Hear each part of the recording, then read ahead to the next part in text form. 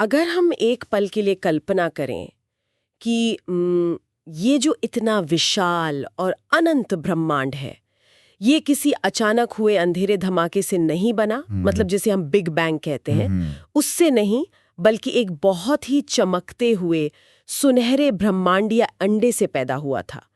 तो ये सुनने में कैसा लगेगा? किसी साइंस फिक्शन या फैंटेसी फिल्म जैसा, है ना? हाँ बिल्कुल, मतलब शुरुआत में तो ये काफी अजीब लग सकता है। लेकिन क्या आधुनिक विज्ञान का जो सिंगुलैरिटी का सिद्धांत है, जहां सब कुछ एक छोटे से बिंदु में सिमटा हुआ था, क्या वो हमारे प्राचीन ग्रंथों के हिरण्यगर्भ यानी उस सुनहरे गर्भ के रहस्य से मेल खाता है? ये सच में एक बहुत ही गहरा और दिलचस्प सवाल है। बिल्कुल। और आज के इस गहन विश्लेषण में हम ठीक इसी प्राचीन रहस्य को डिकोड करने वाले हैं। Simplified awakening ancient wisdom decoded YouTube channel की इस नई गहरी चर्चा में सभी का स्वागत है। हाँ, और ज्ञान और रहस्य की इस यात्रा में आगे बढ़ने से पहले सभी दर्शकों से एक विनम्र निवेदन है कि कृपया इस चैनल को सब्सक्राइब करें, इस वीडियो को लाइक करें और अपने कीमती विचार कमेंट्स में जरूर शेयर करें। तो आज की चर्चा के लिए हमारे पास जो स्रोत हैं, वो सच में दिमाग के तार खोल देने वाले हैं। हम 108 उपनिषदों के संकलन, स्वामी विवेकानंद के संपूर्ण वाङ्मय और हठ योग प्रदीपिका जैसे गूढ़ ग्रंथों का विश्लेषण कर रहे हैं। और हमारा लक्ष्य यहाँ सिर्फ इन प्राचीन श्लोकों को पढ़ना या दोहराना नहीं है। बिल्कुल नहीं। हम ये समझना चाहते हैं कि कैसे हजारों साल पहले के विचारकों ने ब्रह्मांड की उत्पत्ति और मानव मन के काम करने के तरीके के बीच एक सीधा वैज्ञानिक कनेक्शन खोज लिया था। तो चलिए बिना किसी देरी के इस सुनहरे अंडे को थोड़ा खुरच कर देखते हैं। हाँ बिल्कुल। छांदोग्य उपनिषद में एक बहुत ही अजीब लेकिन दिलचस्प कहानी मिलती है। इसके अनुसार शुरुआत में ये ब्रह्मांड अस्तित्व में ही नहीं था। सब कुछ पूरी तरह से अव्यक्त था। कि अंडा पूरे 1 साल तक वैसे ही पड़ा रहा। यही वो हिस्सा है जहां लोग अक्सर कंफ्यूज हो जाते हैं। मेरा मतलब है, अगर ब्रह्मांड को जन्म लेना ही था तो ये 1 साल का वेटिंग पीरियड क्यों? ब्रह्मांडीय ऑमलेट बनने में इतना समय क्यों लग रहा था? यहाँ जो सबसे रोचक बात है वो ये है कि ये 1 साल हमारे 365 दिन नहीं है। अच्छा, तो फिर क्या है? ये दरअसल एक जेस्टेशन पीरियड है, यानी एक गर्भावस्था के समय का प्रतीक है। आधुनिक विज्ञान कहता है ना कि बिग बैंग बस एक अचानक हुआ धमाका था। हाँ, 1 सेकंड के भी छोटे हिस्से में सब फैल गया। बिल्कुल, लेकिन उपनिषदों का जो हिरण्यगर्भ सिद्धांत है वो कहता है कि अव्यक्त से व्यक्त होने की प्रक्रिया में एक ठहराव होता है। एक तैयारी का समय होता है। एकदम सही। ये अंडा अचानक से शून्य से प्रकट नहीं हुआ। इसके भीतर की जो ऊर्जा और पदार्थ थे वे खुद को व्यवस्थित कर रहे थे।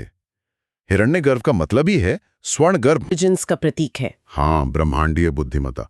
ये कोई अंधी या रैंडम प्रक्रिया नहीं थी। अच्छा, तो ये एक सोची समझी क्रमिक प्रक्रिया थी। फिर स्रोत आगे बताता है कि जब ये अंडा फूटा तो इसके 2 भाग हुए, एक चांदी का और एक सोने का। जो चांदी का हिस्सा था वो हमारी पृथ्वी बन गया और जो सोने का हिस्सा था वो आकाश बना। हाँ, ये विवरण काफी जगह मिलता है। थोड़ा और आगे बढ़े तो लिखा है कि अंडे की बाहरी झिल्ली पहाड़ बनी, भीतरी झिल्ली बादल और कोहरा बनी, नसें नदियां और निचला तरल पदार्थ महासागर। ये सुनने में तो बहुत काव्यात्मक लगता है, लेकिन क्या वे सच में मानते थे कि आसमान सोने का बना है? मैं तो यही सोच रही थी। नहीं, बिल्कुल नहीं। यहाँ हमें शब्दों के शाब्दिक अर्थ से थोड़ा बाहर निकलना होगा। तो इसका असली मतलब क्या है?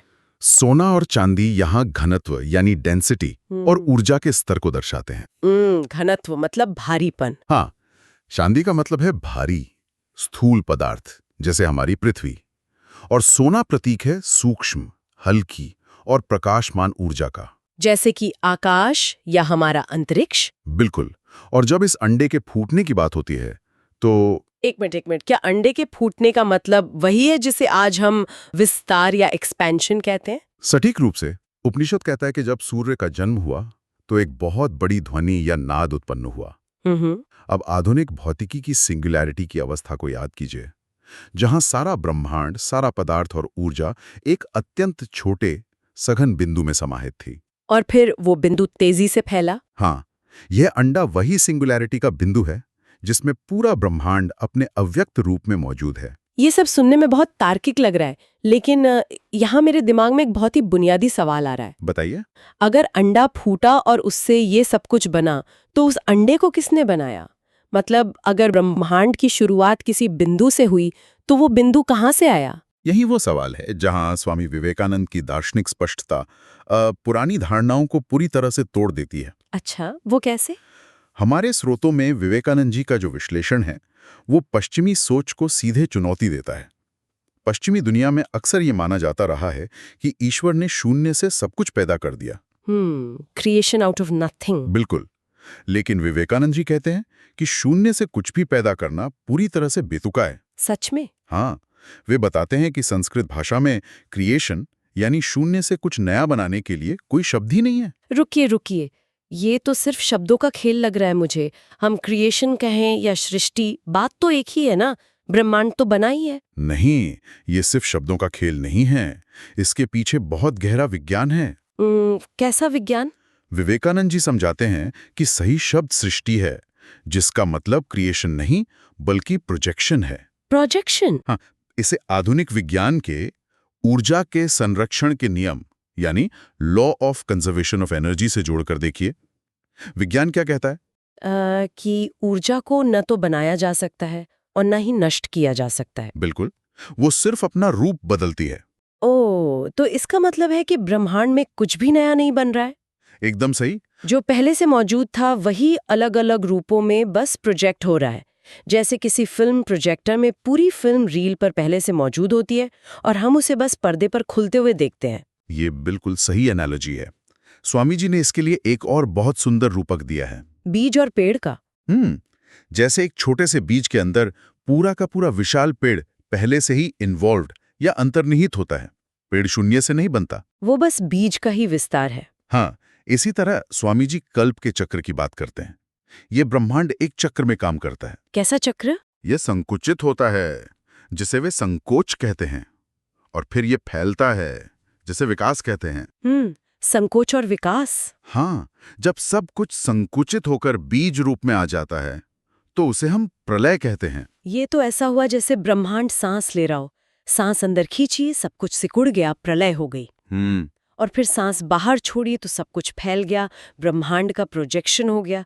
लेकिन अगर सब कुछ सिर्फ फैल और सिकुड़ रहा है, तो इस ब्रह्मांडीय गुब्बारे या अंडे के अंदर असल में भरा क्या है? ये एक बहुत ही अहम सवाल है। मतलब वो मूल सामग्री क्या है जो ये पूरा खेल रच रही है? इसका जवाब हमें प्रश्न उपनिषद और विवेकानंद जी के विश्लेषण दोनों में मिलता है। क्या कहते हैं वो? उपनिषद कहता है कि प्रजापति ने सृष्टि के विस्तार के लिए दो मूल शक्तियों को उत्पन्न किया, प्राण और रय्ये। प्राण यानी ऊर्जा और रय्ये यानी पदार्थ। हाँ, और स्वामी विवेकानंद इसे और भी आधुनिक संदर्भ में समझाते हैं।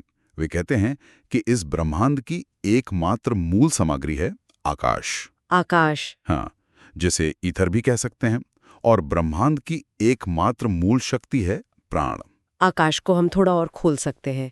क्या ये सिर्फ हमारे ऊपर दिखने वाला नीला आसमान है या स्पेस है? मैं थोड़ा विजुअलाइज करना चाह रही थी। नहीं, ये भौतिक आकाश या आसमान नहीं है। तो फिर क्या है? आकाश का मतलब है वह सर्वव्यापी सूक्ष्म आधार जिससे हर ठोस, तरल या गैस रूपी पदार्थ बनता है। आप इसे आज की क्वांटम फील्ड थ्योरी के क्वांटम फील्ड की तरह समझ सकते हैं। ये सब जगह मौजूद है। और प्राण? प्राण वो शक्ति है जो उस आकाश पर काम करती है। ब्रह्मांड में हम जो कुछ भी अनुभव करते हैं, चाहे वो गुरुत्वाकर्षण हो, बिजली हो, चुंबकीय बल हो या फिर इंसान के विचार ही क्यों ना हो, सभी उसी एक प्राण के अलग अलग रूप हैं। तो अगर मैं इसे एक तस्वीर की तरह देखने की कोशिश करूं, मान लीजिए आकाश एक बहुत विशाल, एकदम शांत महासागर है जिसमें कोई हलचल नहीं है। बहुत अच्छी कल्पना है। और प्राण वो हवा है जो उस महासागर के ऊपर बहना शुरू करती है। जब हवा पानी की सतह से टकराती है तो लहरें बनती हैं। बिल्कुल। कोई लहर छोटी होती है, कोई सुनामी जैसी बड़ी। ब्रह्मांड में ये लहरें ही हमारी आकाशगंगाएं, तारे, ग्रह और हम खुद हैं। लहरें दिखती अलग हैं, लेकिन मूल रूप से वे सिर्फ पानी और हवा का खेल है ना? ये बहुत ही सटीक उदाहरण है। अब इसी उदाहरण को थोड़ा और गहराई में ले जाते हैं। बताइए। जब प्रलय का समय होता है, यानी जब ये चक्र समाप्त होता है और ब्रह्मांड सिकुड़ जाता है, तब प्राण और आकाश दोनों शांत अवस्था में चले जाते हैं। कोई हलचल नहीं। नहीं, ऋग्वेद में इसके लिए एक बहुत ही रहस्यमयी शब्द इस्तेमाल हुआ है, आनीद्वातम। आनीद्वातम, इसका क्या मतलब है? इसका अर्थ है बिना कंपन के कंपन करना। बिना कंपन के कंपन करना। ये तो एक पैराडॉक्स लग रहा है। कोई चीज हिलते हुए भी स्थिर कैसे रह सकती है? इसे एक पोटेंशियल एनर्जी या स्थितिज ऊर्जा के नजरिए से देखिए। जैसे एक धनुष की डोरी को पूरी ताकत से खींच कर रखा गया हो। हाँ। उसमें असीम ऊर्जा है, वो कंपन करने के लिए बेताब है। लेकिन जब तक तीर छोड़ा नहीं जाता वो स्थिर दिखती है। ओ, अब समझ में आया। या फिर क्वांटम वैक्यूम को देखिए, जहां शून्य जैसी दिखने वाली जगह में भी ऊर्जा के छोटे छोटे उतार चढ़ाव होते रहते हैं। शक्ति वहां है लेकिन भौतिक हलचल नहीं है। और फिर जब नई सृष्टि का समय आता है तो प्राण उस शांत आकाश पर प्रहार करता है। और उस प्रहार से पहला वाइब्रेशन या कंपन पैदा होता है। हाँ, और उस पहले कंपन को ही हमारे ग्रंथों में ओम या नाद ब्रह्म कहा गया है।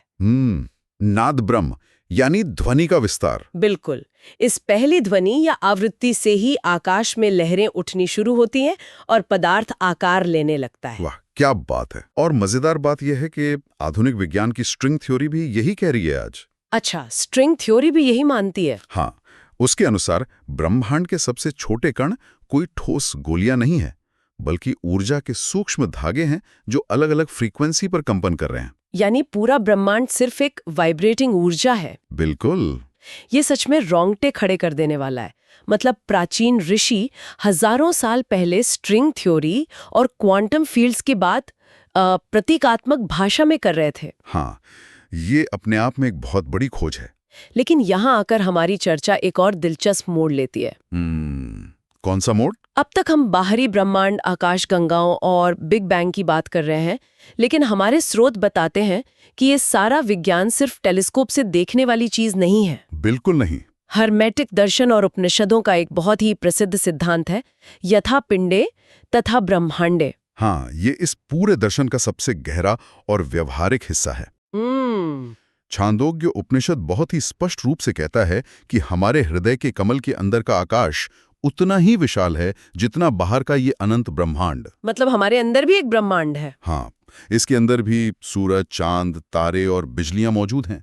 जो कुछ बाहर घटित हो रहा है वही सब हमारे भीतर भी चल रहा है। लेकिन क्या ये सिर्फ एक काव्यात्मक अतिशयोक्ति नहीं है?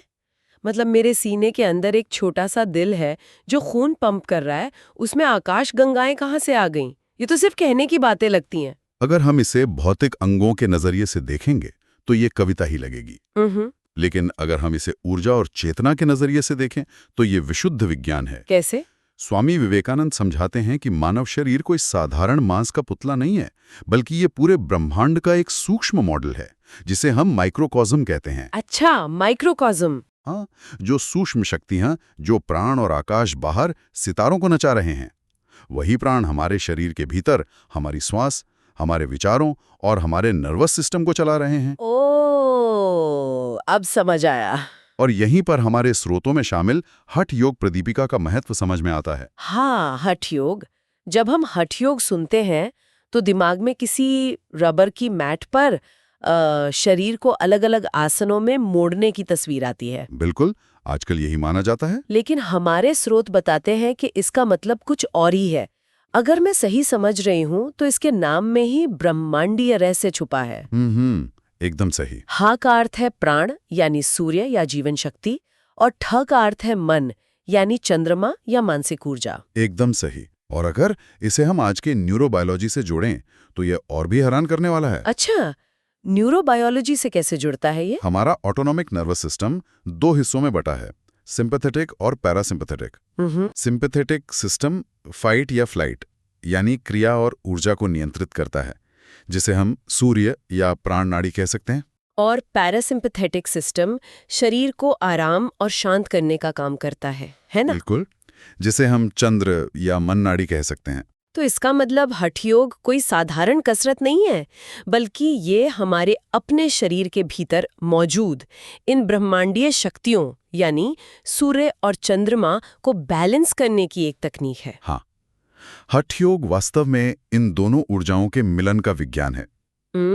मिलन का विज्ञान। जब प्राण और मन एक हो जाते हैं तब उनका संघर्ष खत्म हो जाता है और हमारे भीतर की उच्च चेतना जागृत होती है, यानी हायर कॉन्शियसनेस। बिल्कुल। हम अपने नर्वस सिस्टम के भीतर चल रहे द्वंद्व को शांत करके उस अनिद्वातम या बिना कंपन वाली स्थिर अवस्था तक पहुंच सकते हैं। ये तो ऐसा हुआ है जैसे हम अपने ही अंदर छुपे ब्रह्मांड के कंट्रोल पैनल को हैक कर रहे हों। हाँ, कह सकते हैं। इसी संदर्भ में हमारे स्रोतों में अल्केमी का भी जिक्र आया है। अल्केमी, इसके बारे में तो हमने हमेशा यही सुना है कि ये साधारण धातुओं जैसे सीसा या लेड को सोने में बदलने की एक पुरानी रहस्यमयी जादुई विद्या है। और यही सबसे बड़ी गलतफहमी है। गलतफहमी है? जब हम अल्केमी को योग और उपनिषदों के नजरिए से देखते हैं तो पाते हैं कि सोना यहाँ कोई भौतिक धातु नहीं है। अच्छा, तो फिर सोना किस चीज का प्रतीक है?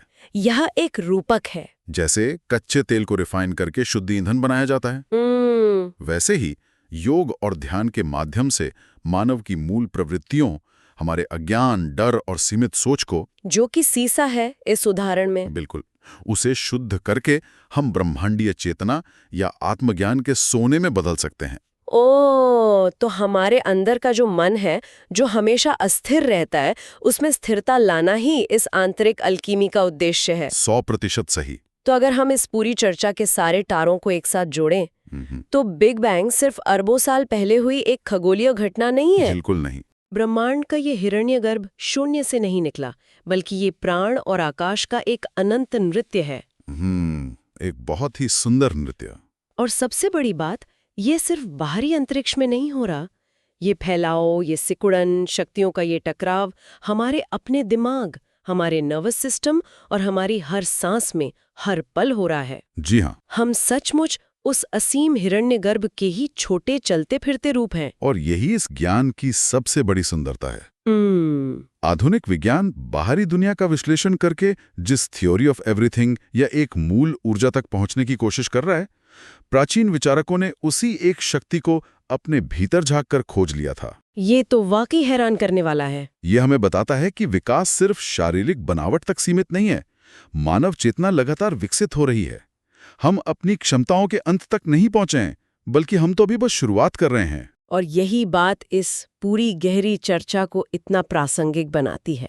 हम अपनी रोजमर्रा की जिंदगी में अक्सर खुद को बहुत छोटा, सीमित और लाचार महसूस करते हैं। हाँ, अक्सर ऐसा होता है। लेकिन अगर ये विज्ञान सही है, तो हमारी क्षमताएं भी ब्रह्मांड जितनी ही असीम है। बिल्कुल। तो इस गहन विचार मंथन के बाद सुनने वालों के लिए एक बहुत ही गहरा सवाल उठता है। जी। अगर ये पूरा विशाल ब्रह्मांड सिर्फ एक बीज है जो अभी अभी विकसित हुआ है, और हम हर एक इंसान खुद अपने आप में एक संपूर्ण ब्रह्मांड है, तो इस वक्त, इसी पल, हमारे अपने मन के हिरण्यगर्भ में, हमारे अपने अवचेतन के सुनहरे अंडे में कौन सा नया ब्रह्मांड जन्म लेने की प्रतीक्षा कर रहा है? ये सच में बहुत गहराई से सोचने वाली बात है। हम अपने विचारों, अपने ध्यान और अपनी चेतना की ऊर्जा से किस नई सृष्टि का प्रोजेक्शन कर रहे हैं? जो लोग सुन रहे हैं, उन्हें इस सवाल पर जरूर विचार करना चाहिए। बिल्कुल। और अगर ज्ञान की ये गहराई सभी को पसंद आई हो, तो simplified awakening ancient wisdom decoded channel को सब्सक्राइब करना ना भूलें। हाँ, इस वीडियो को लाइक करें और कमेंट सेक्शन में हमें जरूर बताएं कि आज की चर्चा में आपका सबसे बड़ा आहा मोमेंट क्या लगा। आज हमारे साथ इस गहन विश्लेषण में जुड़ने के लिए बहुत बहुत धन्यवाद। अगली बार फिर मिलेंगे एक नए रहस्य के साथ।